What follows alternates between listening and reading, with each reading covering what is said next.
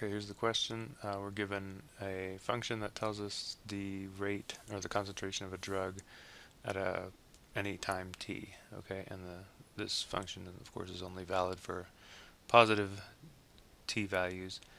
And the question is, on what time intervals is the concentration increasing, and on what intervals is it decreasing? So to answer this question, we're going to need to use the first derivative test. Okay, so to do that, we need to take the derivative of the function, so we'll do that next. So to take this derivative, we need to use the quotient rule. So that says low d high, so the low function here times the derivative of the top function, minus high d low. So 16t, derivative of the bottom function will be 2t. Okay, so all this is divided by the bottom function squared.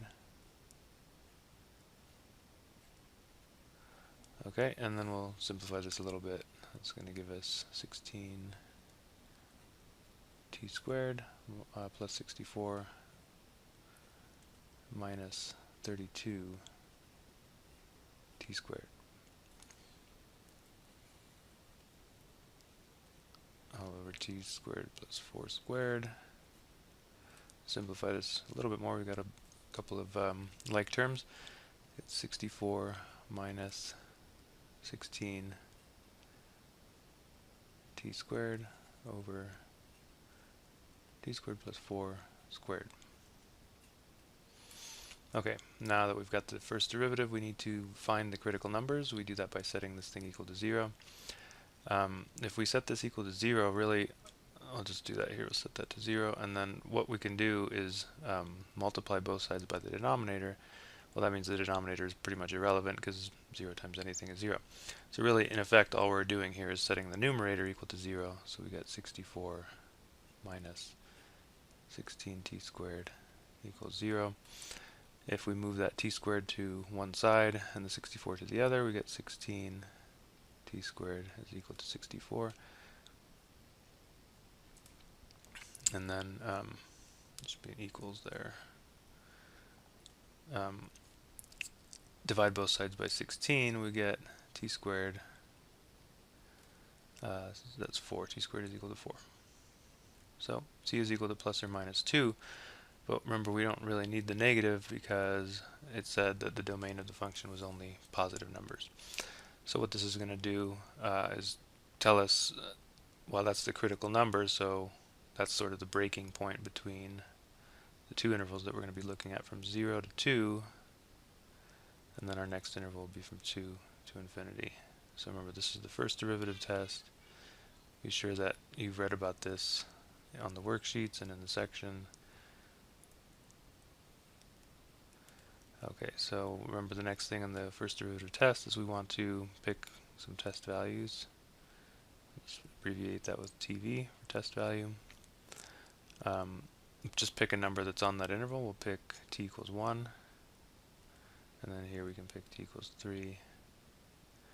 And then we check the sign of the derivative, sign of the first derivative, sign of f prime. Because remember what f prime tells you, it tells you the sign, well, it tells you whether the function is increasing or decreasing. So if the derivative is positive, the function is increasing. If it's negative, the function is decreasing. Okay, and from that we draw our conclusion about what the function is actually doing. Alright, so if I plug in t equals 1, and I'm plugging this into the first derivative, so this is the first derivative right here. Okay, so notice that the denominator is always positive because it's squared. So really the only thing that's going to affect the sign of this is just the numerator. So if I plug in 1 into that numerator, look what happens. 64 minus 16 times 1. Well, that's just 64 minus 16. That's a positive number. Okay? So sign of the derivative is positive. That tells us that the function must be increasing on that interval. When I plug in 3, notice what happens. 3 squared is 9. 9 times 16 is clearly a larger number than 64, so we're going to get a negative number there in the numerator, and thus the whole thing will be negative. So that tells us the function is decreasing on that interval from 2 to infinity. So our answer here is that the concentration of the drug is increasing on the interval from 0 to 2, and it's decreasing on the interval from 2 to infinity.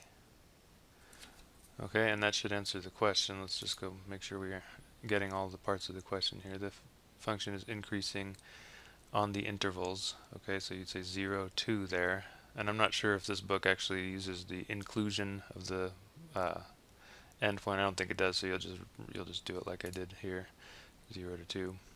And then the intervals where the k of t is decreasing, well, for that one you can say from 2 to infinity, as we got here. If that doesn't work for some reason, you can try a square bracket here to include that endpoint, and then square brackets on these. You, of course, would never include infinity. That always gets a rounded bracket, but I don't think that's going to happen. I think that it'll take it as a open interval like this. Okay?